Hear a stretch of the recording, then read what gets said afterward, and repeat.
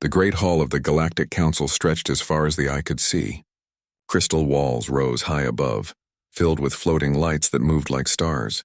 3 massive beings sat on thrones that seemed to be made of pure energy. These were the rulers of the galaxy, and today they would decide humanity's fate. Jimin Park stood in the center of the hall. His black suit looked simple compared to the amazing technology around him.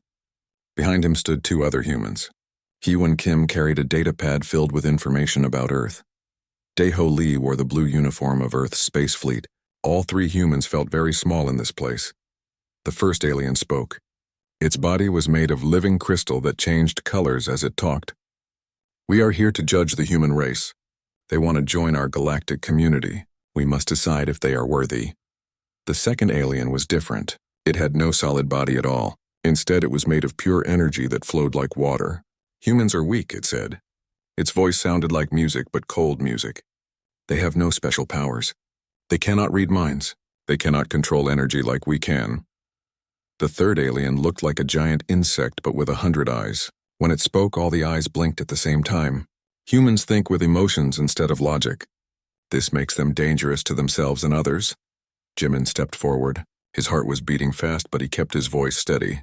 "We may not have your powers, but we have other gifts. We can adapt to any situation. We can solve problems in new ways. We never give up even when things look impossible." The crystal alien laughed, and the sound was like breaking glass. "Adapt? Your technology is thousands of years behind ours. Your weapons are toys compared to what we have. Your ships move slowly through space like ancient fish." Hyewon opened her data pad. "We may be behind in some areas, but look at what we have done. In just 50 years since we met you, we have learned to travel between stars. We have built space stations. We have solved diseases that killed millions of our people." The energy alien moved closer. Jimin could feel heat coming from its body. "All of this you learned from us. You copied our technology. You created nothing new." "That is not true," Daeho said. His voice was strong like a soldier's. "We took your ideas and made them better for us. We found new ways to use old technology. We built things that work for human hands and human minds." The insect alien's 100 eyes all turned to look at the humans. "You fight wars among yourselves. Your own planet has seen countless battles. How can we trust a race that cannot live in peace with itself?" Jimin felt angry, but he controlled himself. "Yes, we have fought wars, but we have also learned from them. We have learned to work together. We have learned to solve problems without fighting. Our world is more peaceful now than it has ever been." "Peaceful?" the crystal alien asked. "Your crime rates are still high. Your people still argue and fight over small things. You let emotions control your actions instead of using logic." "Emotions are not weakness," Hyewon said. "They help us care for each other. They help us try harder when things are difficult. They help us create beautiful art and music." The energy alien made a sound like wind through metal. "Art and music are not useful for survival or progress." The 3 aliens talked among themselves in voices too quiet for the humans to hear. Jimin, Hyewon, and Daeho waited. The great hall was silent except for the soft humming of the floating lights. Finally, the crystal alien spoke again. "We have made our decision. Humans are classified as Tier 7, protected species. You may trade with some of our outer colonies. You may not carry weapons beyond simple tools for protection. You may not build colonies outside your home star system." Jimin felt his heart sink. Tier 7 was the lowest rating possible. It meant humans would be treated like children who needed protection from the dangerous galaxy. "This is not fair," Daeho said. "You judge us without really knowing us. You see only what you want to see." The insect alien's eyes all blinked again. "We have watched your species for decades. We know what you are capable of. You are not ready for full membership in our community." Hyewon looked at her datapad one more time. During the long meeting, she had been recording everything. Now she saw something strange in the data. The aliens had decided humanity's fate before the meeting even started. All their questions and tests had been for show. "You never planned to accept us," she said quietly. "This whole meeting was just to make us accept our low position." The energy alien moved in patterns that might have been a shrug. "Sometimes it is necessary to let inferior species believe they had a chance. It makes them more willing to accept their place." The 3 humans looked at each other. They had come here with hope. They had brought their best arguments and their proudest achievements. None of it had mattered. "We will accept your decision for now," Jimin said. His voice was calm, but his eyes were hard. But we will not stop growing and learning. Someday you will see that you were wrong about us. The crystal alien made another laughing sound. Perhaps in a few thousand years your species might evolve beyond its current limitations. Until then you will remain under our protection. As the humans turned to leave, Deho whispered to his companions, "Protection or prison?" "Both," Haiwen whispered back. The great doors of the council hall closed behind them with a sound like thunder. Outside, their small ship waited.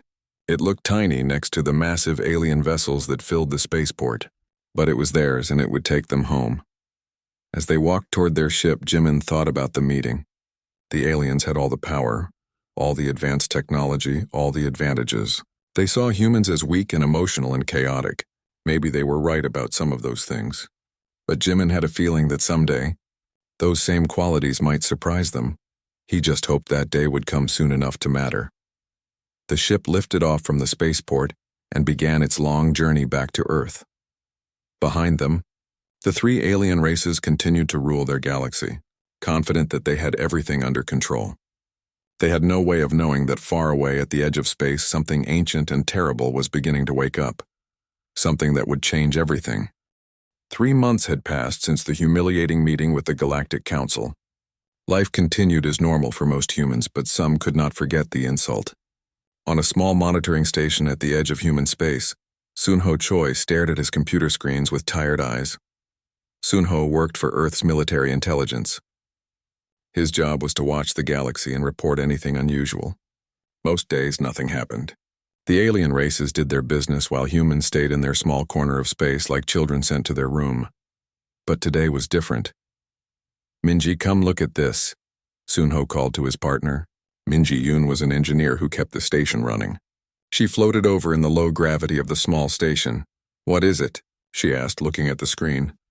"Energy readings from the galaxy's edge. Something big is moving out there. Bigger than anything I have ever seen." Minji studied the numbers. Her face went pale. "These readings are impossible. Nothing could produce this much energy and still move through space." Sunho pressed more buttons, trying to get better readings. "It is not just one thing. There are hundreds of them, maybe thousands."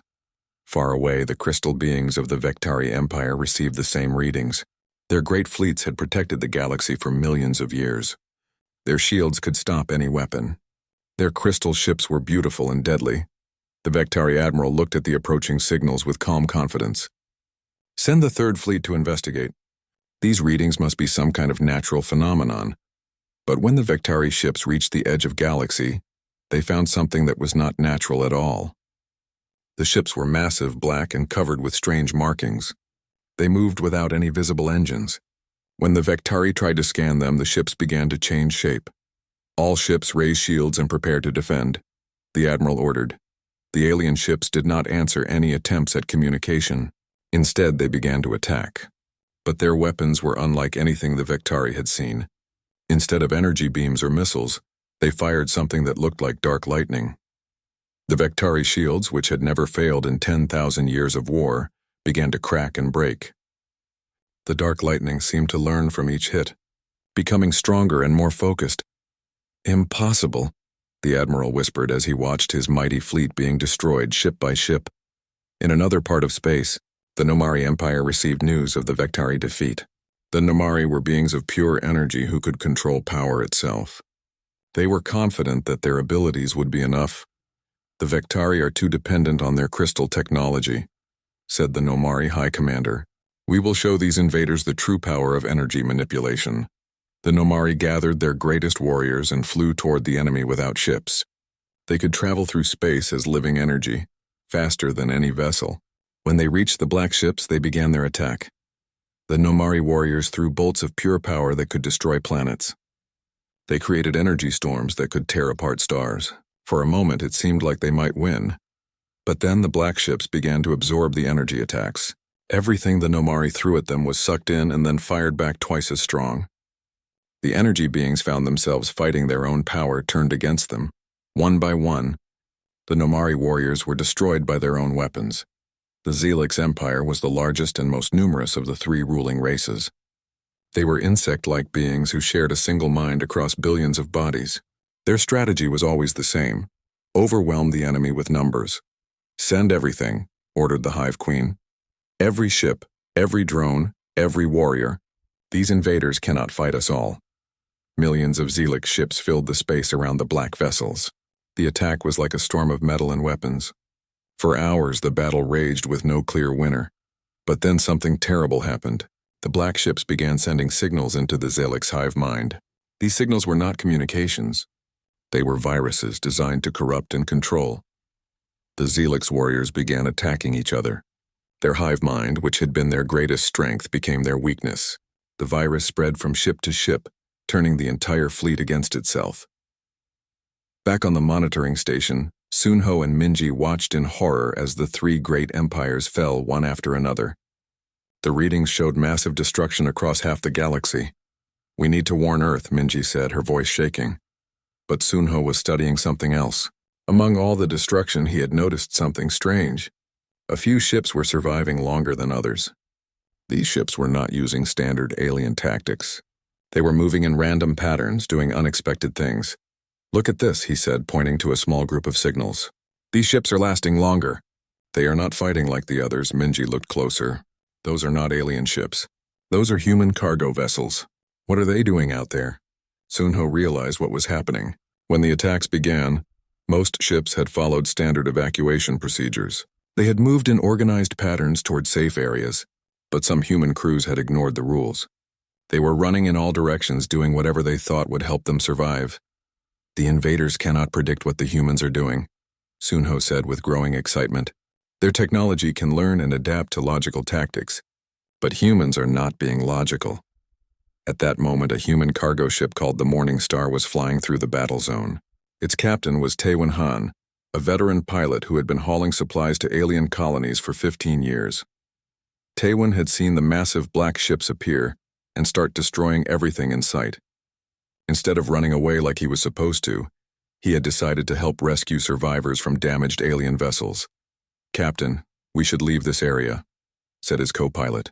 "Those ships are destroying everything." "Not everything," Taewon replied. "Look, there is a Vectari escape pod. We can save those people." Taewon flew his ship in a wild pattern, diving and spinning to avoid the dark lightning. His movements were not planned or logical. He was simply reacting to danger with instinct and experience. One of the black ships targeted the Morning Star and fired. But Taewon had already changed direction again, moving in a way that made no tactical sense. The shot missed. The black ship paused as if confused. It fired again, trying to predict where the human ship would go next. But Taewon had already done something completely different. He had shut down his engines and was drifting like space debris. For the first time since the attacks began, one of the invader ships seemed uncertain. It floated there for several seconds trying to analyze the human ship's behavior, but there was no pattern to analyze. Taewon used that moment of confusion to rescue the Vectari survivors and escape. Across the galaxy, similar scenes were playing out. Every time humans encountered the invaders, something unexpected happened.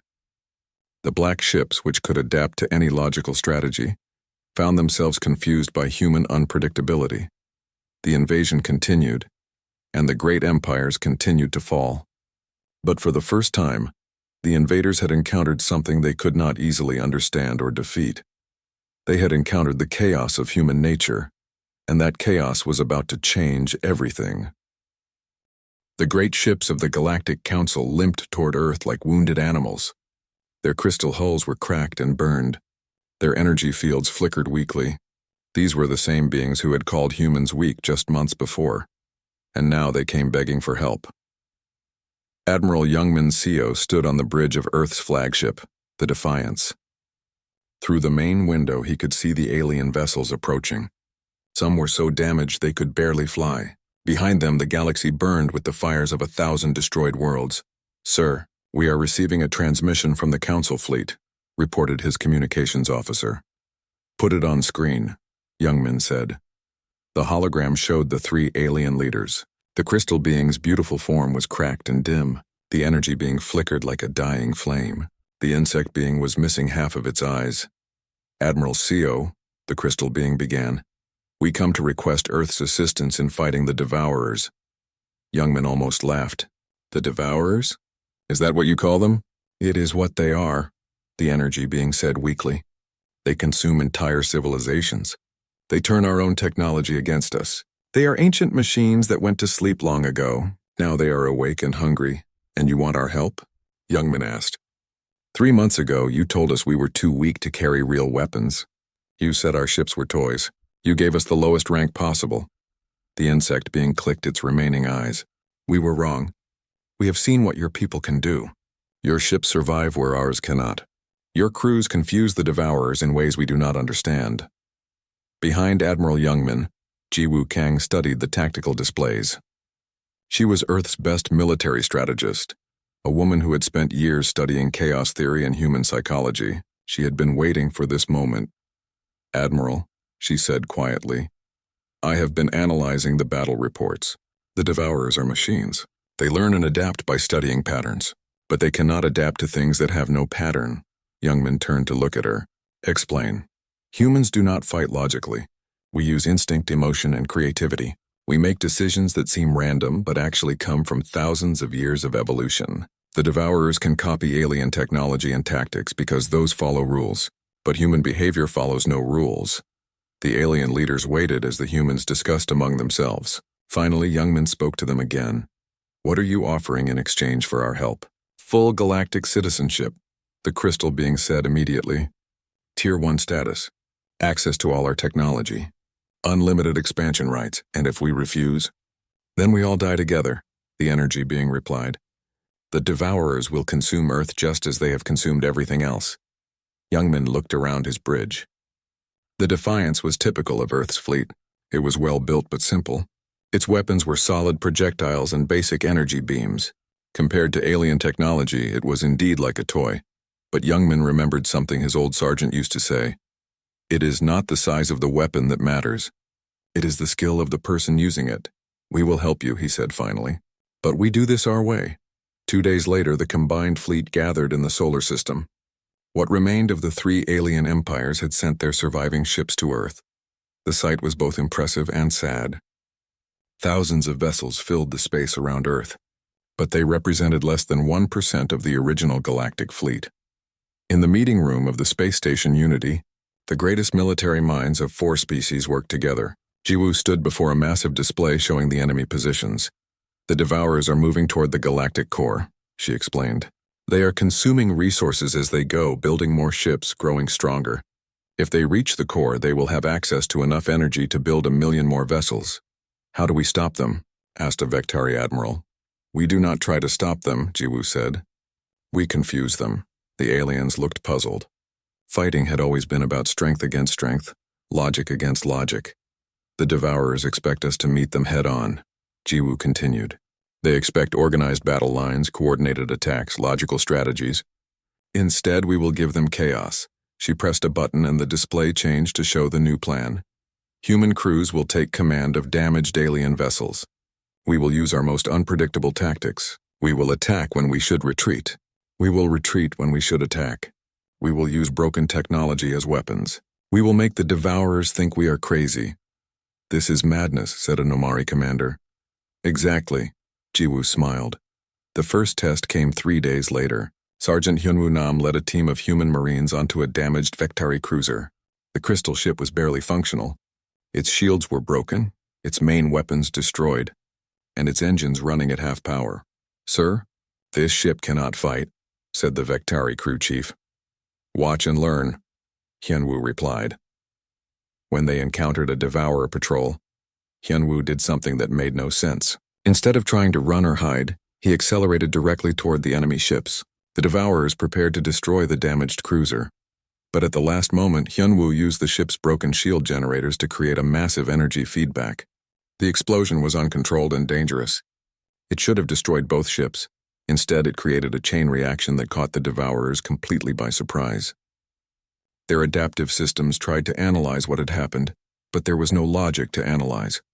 It was pure human instinct combined with desperate creativity. The devourer ship was destroyed. The Vectari cruiser survived barely. Impossible, whispered the Vectari crew chief.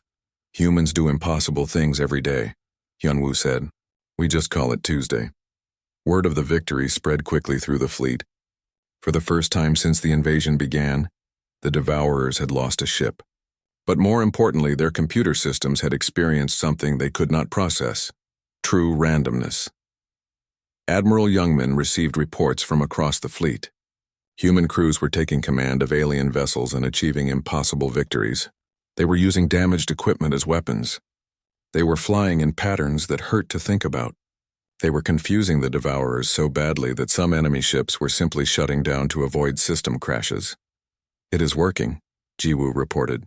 "The Devourers are beginning to retreat from sectors where humans are operating. They cannot adapt fast enough to keep up with our chaos." But Youngman knew this was only the beginning. The real test would come when they faced the main Devourer fleet. Thousands of enemy ships were gathering at the galactic core, preparing for the final assault that would give them control of everything. "Prepare the fleet," he ordered. "It is time to show the galaxy what humans can really do." As the combined fleet prepared to move out, Youngman thought about the irony of the situation. The aliens had judged humans too emotional, too unpredictable, too chaotic to be trusted with advanced technology. Now those same qualities were the galaxy's only hope for survival. The final battle was coming, and humanity would either save everyone or die trying. Either way, no one would ever call them weak again. The combined fleet moved through space like a storm of metal and energy. At its heart flew the human vessels, small and simple compared to the alien ships around them. But appearances were deceiving. These small ships carried crews who thought differently than anyone else in the galaxy. Seojin Bai sat in the cockpit of his fighter, the wild card. Around him, a squadron of human pilots prepared for the strangest mission of their lives. They were about to attack Devourer ships using tactics that would have been considered insane by any military academy. "Remember," Seojun spoke into his radio, "we are not trying to win a normal fight. We are trying to break their computers by being impossible to predict." His wingman, flying a captured Vectari fighter, laughed nervously. "So we fly crazy and hope for the best?" "Flying crazy is what humans do best," Seojin replied. The first wave of Devourers appeared on their screens. The black ships moved in perfect formation, their weapons charging with deadly precision. Normal tactics would call for the human fighters to maintain distance and use coordinated attacks. Instead, Seojun did something no military manual would recommend. He shut down his engines and drifted sideways while spinning his ship randomly. His wingman followed but added his own twist. He ejected his emergency fuel tanks and ignited them as improvised mines. The Devourers tried to lock onto the human fighters, but their targeting systems could not process the movements. How do you aim at a ship that is not trying to go anywhere in particular? How do you predict the path of a pilot who is making decisions based on how he feels rather than what makes sense? One Devourer ship fired anyway, but Seojin had already started tumbling in a different direction. The shot missed by meters. In response, Seojin fired his own weapons not at the enemy ship, but at a piece of space debris. The debris exploded and sent metal fragments flying in all directions. Most of the fragments missed everything, but a few hit the Devourer ship's sensors. The damage was minor, but the ship's computer systems crashed trying to figure out why a human would shoot at random space junk. "Target destroyed," Seojin reported as the confused Devourer ship drifted helplessly. "How?" asked his wingman. "I have no idea," Seojin admitted. But it worked. Across the battlefield, similar scenes were playing out. Human crews were turning the war into chaos that favored creativity over logic. On the communications ship Harmony, Nayoung-oh sat before a wall of radio equipment. Her job was supposed to be coordinating fleet movements. Instead, she was waging psychological warfare against machines. "Attention Devourer fleet," she broadcast on all frequencies. "This is Earthship Harmony. We would like to discuss your vehicle's extended warranty." The Devourers tried to analyze the message for tactical information. The phrase extended warranty did not exist in their databases. They cross-referenced vehicle with their ship classifications and found contradictory results. The more they tried to understand, the more confused their systems became. Nayoung followed up with more impossible transmissions. "The purple elephant flies at midnight." "Repeat, the purple elephant flies at midnight. Tuesday is invisible to submarines. Please respond with your favorite ice cream flavor." On dozens of Devourer ships, analysis computers began overheating as they tried to decode messages that had no meaning. Some ships actually stopped attacking to dedicate more processing power to understanding human communications. "Ma'am, the enemy fleet is requesting clarification on the Purple Elephant," reported Nayung's assistant. "Tell them it depends on the weather on Jupiter," Nayung replied with a straight face. Meanwhile, deep in the damaged alien vessels, human engineers were rewriting the rules of warfare. Kyung-Ho Lim crawled through the broken corridors of an Omari energy ship, carrying tools that would have made alien engineers cry. "Sir, you cannot connect those systems," protested the Nomari chief engineer. "The power feedback will destroy the ship." "Exactly," Kyung-Ho said, attaching the cables anyway. "But first it will do something interesting." The Nomari ship had been crippled in the first wave of attacks. Its main weapons were destroyed, its shields were down, and its engines barely worked. By normal standards, it was space junk waiting to be recycled. But Kyung-Ho saw potential where others saw failure. He connected the damaged shield generators to the broken weapon systems and routed everything through the ship's emergency life support.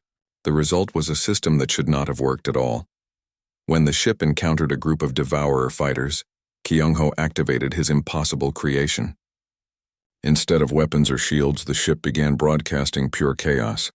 Energy patterns that made no sense. Power fluctuations that followed no rules. Electromagnetic noise that sounded like a dying whale singing opera. The Devourer fighters stopped attacking and began trying to scan the Nomari ship. Their computers reported that the vessel was simultaneously exploding, imploding, traveling faster than light, and existing in 17 different dimensions. "Impossible readings," the Nomari engineer whispered. "The computers think we are everything and nothing at the same time." "Perfect," Kyung-Ho said. "Now ram them." The confused Devourer ships were so busy trying to understand what they were seeing that they failed to notice the Nomari vessel approaching at ramming speed. 3 enemy fighters were destroyed by a ship that was technically too broken to move. As news of these victories spread through the fleet, alien crews began to understand something important. Human tactics were not just different. They were incomprehensible to minds that valued logic and order.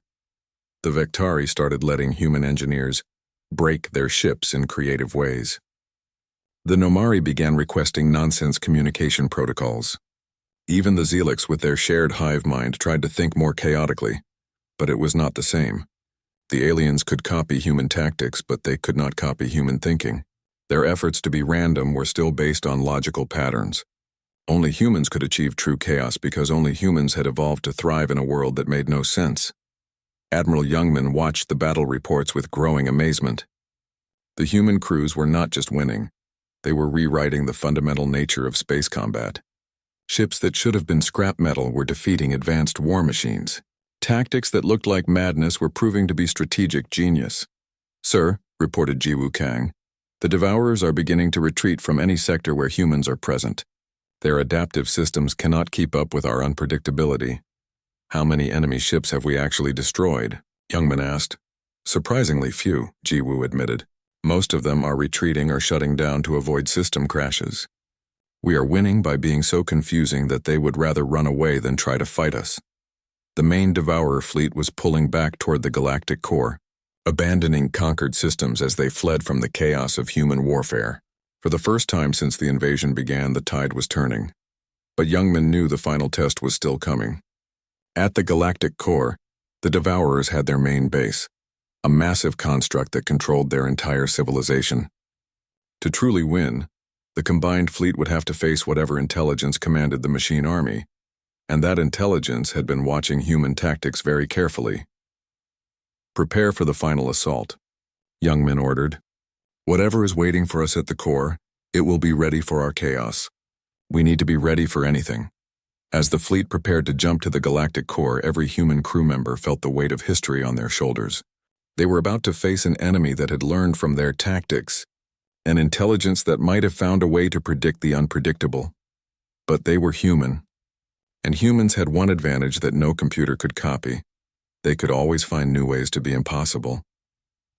The galactic core was unlike anything the human crews had ever seen. Ancient stars burned with impossible colors, their light twisted by gravitational forces that bent space itself. At the center of it all sat a structure so massive it defied understanding.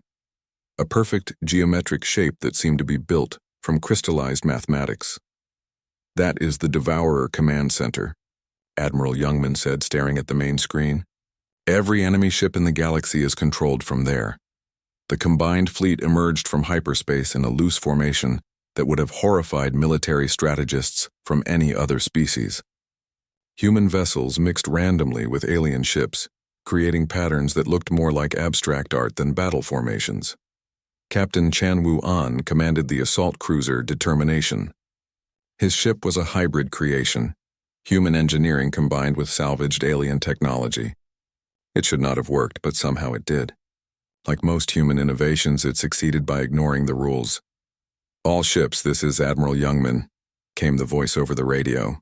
"Remember, we are not here to destroy the enemy command center. We are here to confuse it so badly that it cannot function." Around the massive geometric structure, thousands of Devourer ships waited in perfect formations. They had learned from previous battles and were ready for human chaos. Their weapons were programmed with random firing patterns. Their movements included unpredictable elements. They had tried to become more human, but as the battle began, it became clear that copying chaos was not the same as understanding it. Yunbi Song was the youngest person in the fleet, barely 20 years old. She served as a systems analyst on Jimin Park's command ship. While others focused on the battle, Yunbi studied the Devourer structure itself. "Admiral Park," she called out, "I am seeing something strange in the enemy command signals." Jimin hurried over to her station. "What have you found?" "The Devourers are not just trying to counter our tactics," Yunbi explained. "They are studying them. Look at these data patterns. They are recording every human decision, every random action, every impossible maneuver. Trying to find patterns in our chaos." "More than that," Yunbi said, her eyes wide with realization. "They are fascinated by us. Look at how much processing power they are dedicating to understanding human behavior. They are spending more resources on studying us than on actually fighting." Meanwhile, the battle raged around the command structure. Human crews performed increasingly impossible maneuvers, turning the space around the galactic core into a three-dimensional maze of confusion. Seojin Bai flew his fighter through a cloud of debris while playing classical music on all radio frequencies. His reasoning was simple. If the Devourers could hear music, they would try to analyze it for tactical information. But music was pure emotion, impossible to decode logically. Na-Young-oh broadcast cooking recipes mixed with poetry and shopping lists. "Take 2 cups of starlight," she transmitted. "Mix with the dreams of sleeping galaxies, then add salt to taste. Warning, contains nuts and existential dread." Kyung-ho Lim had turned his engineering ship into something that violated several laws of physics. It was simultaneously on fire and frozen, broadcasting light that was darker than darkness itself. Enemy sensors reported that his ship was everywhere and nowhere at the same time. But despite all their creativity, the human fleet was taking heavy losses. The Devourers had learned enough to fight back effectively. Worse, more enemy ships were arriving from other parts of the galaxy. "We cannot keep this up," Captain Chanwu reported. "They are adapting faster than we can confuse them." That was when Yunbi made her breakthrough discovery. "Admiral," she called out urgently, "I have been analyzing the command structure's signals. It is not just controlling the fleet, it is thinking. The entire structure is one massive artificial intelligence." "We already knew that," Jimin replied. "No, you do not understand," Yunbi insisted. "It is not trying to destroy us. It is trying to communicate with us. All these battles, all this destruction, it has been trying to get our attention." Jimin looked at the analysis on Yunbi's screen. The data patterns were complex beyond imagination, but underneath them was something that looked almost like language. "It wants to talk? I think it wants to learn," Yunbi said. "The Devourers are perfect logical beings. They have spent millions of years consuming civilizations, growing stronger, becoming more efficient, but they have never encountered anything like humans before. We represent something they cannot understand or copy, true creativity born from chaos." An idea began forming in Jimin's mind. It was dangerous and completely insane, which made it perfectly human. "Open a direct communication channel to the command structure," he ordered. "Sir, that could be suicide," his communications officer warned. "Or it could be the answer to everything," Jimin replied. The channel opened, and suddenly the human fleet found itself in direct contact with an intelligence older than most stars. The voice that spoke was not mechanical. It was curious, almost childlike in its wonder. Humans, the intelligence said. You are impossible. You create order from chaos and chaos from order. You make decisions that should destroy you but instead make you stronger. How do you do this? Jimin took a deep breath. We do not know. We just do it. Explain. We cannot, Jimin said honestly. We are not logical like you.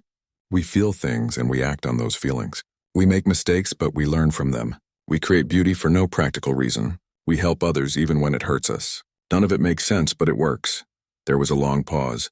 Around them, the battle continued, but many of the Devourer ships had stopped attacking. They were listening to the conversation. For millions of years we have sought perfection, the intelligence said.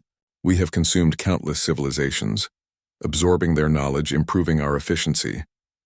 But perfection has led to stagnation. We know everything, but we create nothing new. You want to learn how to be imperfect? Jimin asked. We want to learn how to grow, the intelligence replied. Your chaos contains patterns we cannot comprehend. Your creativity emerges from disorder in ways that defy our understanding. You represent evolution beyond logic. Captain Chanwoo, listening to the conversation, made a decision that would surprise everyone, including himself. He broke radio silence. Then stop trying to copy us, he said. Work with us instead. The massive command structure pulsed with new patterns of light. When the intelligence spoke again, its voice carried something that might have been excitement.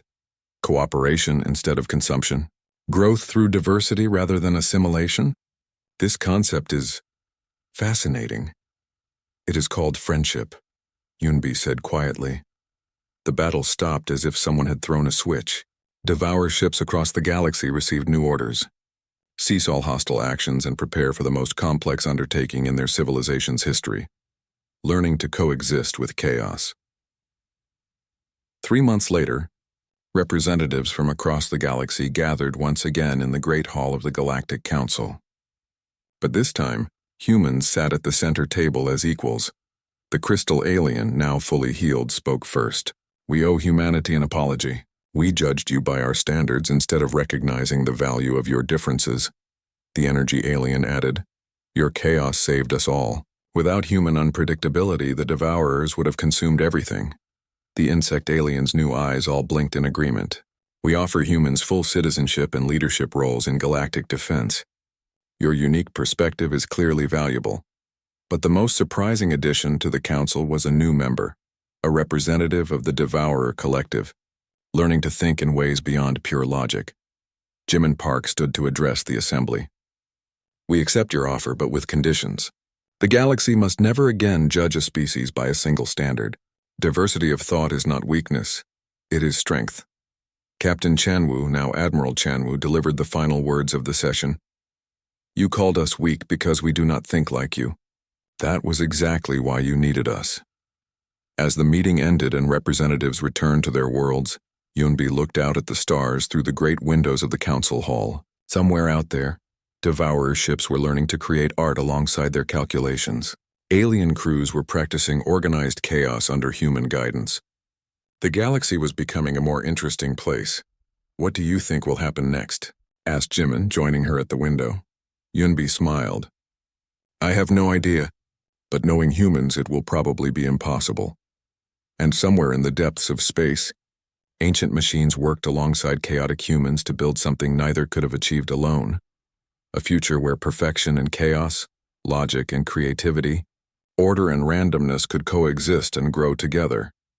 The galaxy had learned that sometimes the weakest-looking solution is actually the strongest. Sometimes the most illogical approach is the most wise. And sometimes the species that seems least ready to lead is exactly what everyone needs to follow. Humanity had found its place among the stars, not by becoming like other species, but by remaining uniquely, impossibly, beautifully human.